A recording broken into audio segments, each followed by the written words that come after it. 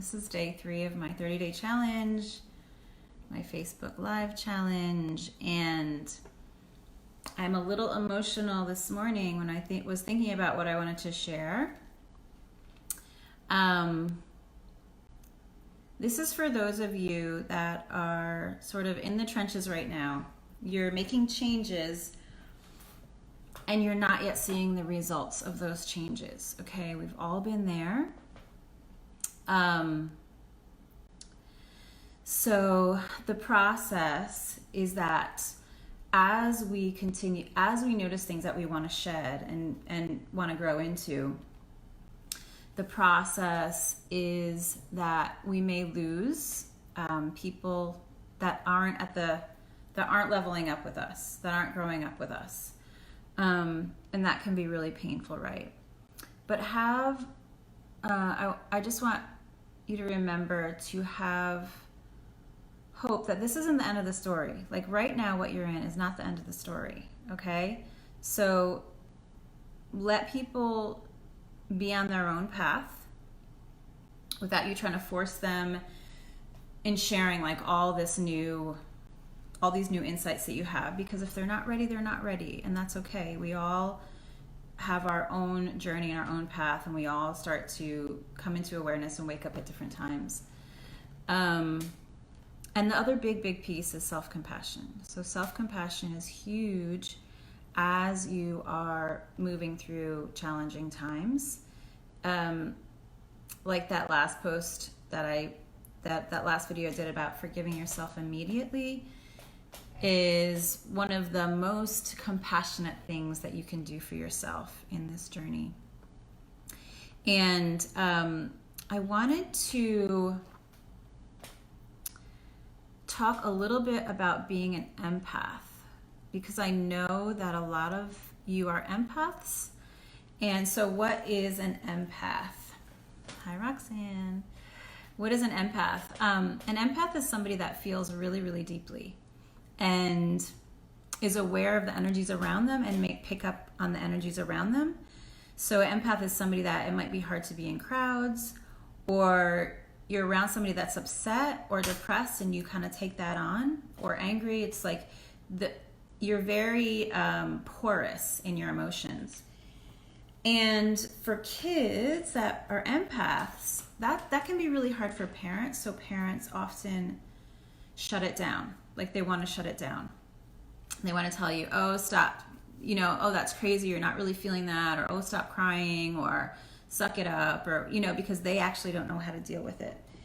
So a lot of people that are empaths are very sensitive souls.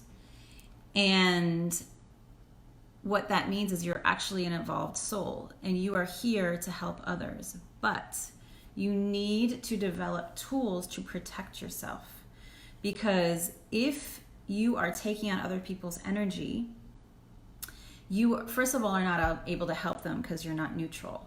So I want to teach you guys a tool today about keeping your energy in your bubble and having other people in their bubble. This tool was taught to me a few years ago, and it's a game changer. And I teach it to all my groups and all empaths that I know. And this was taught to me by Veronica O'Grady, a shaman here in Nashville.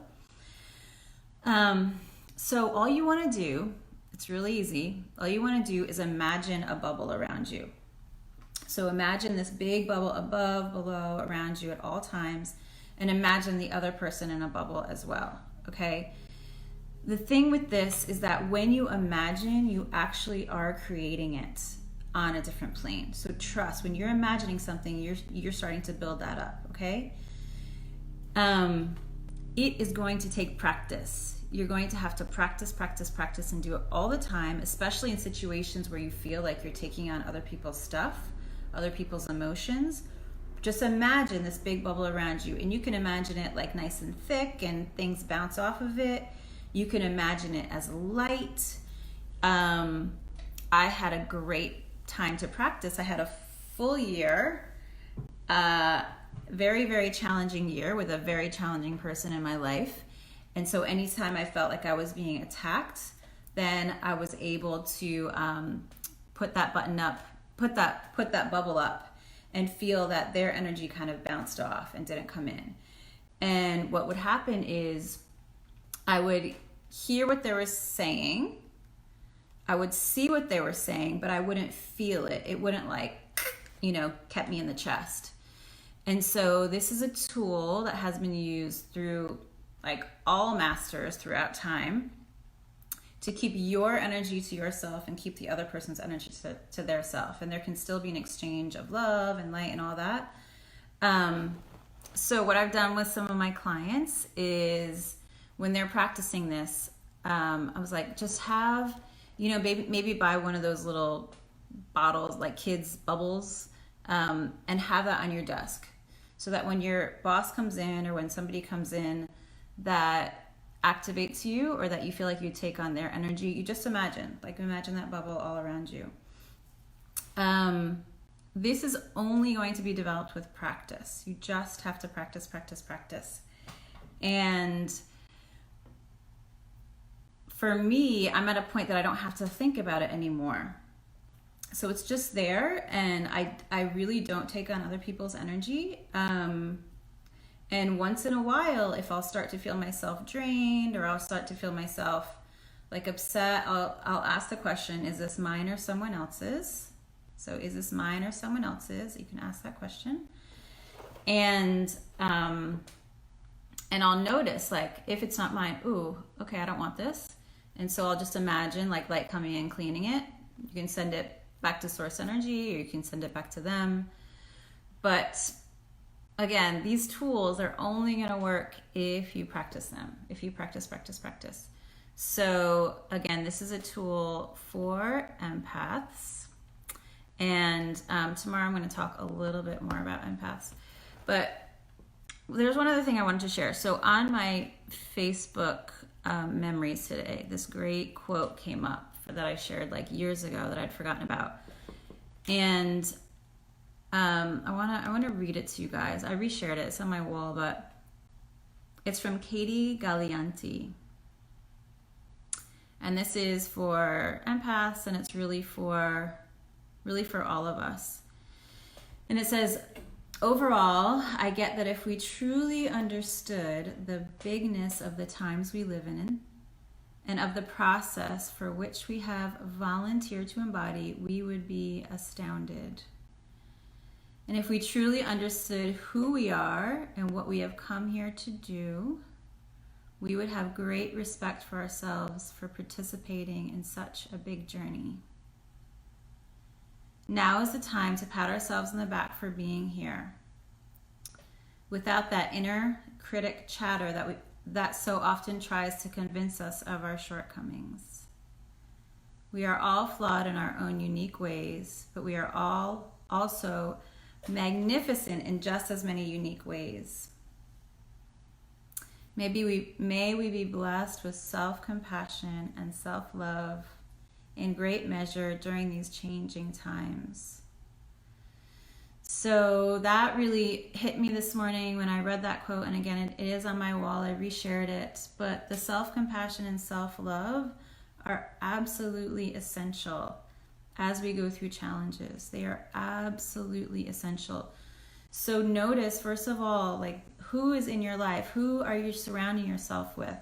Are they reflecting that back to you? Are they reflecting that self-love and self-compassion for you and others? And it is an act of self-love and self-compassion to create boundaries with people that are not reflecting that back to you. You're not being cold and harsh, even if they're family members. It's actually an act of love for them too, and self-respect. And you can always have hope that they're going to come around. Like, again, people are at different points in their journey, and we respect that. So again, if you are an empath, work on that tool. And you know what? We all are empaths.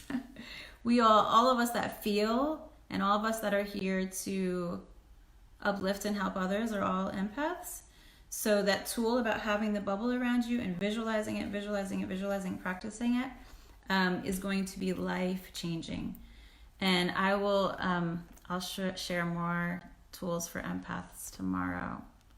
But have a great day.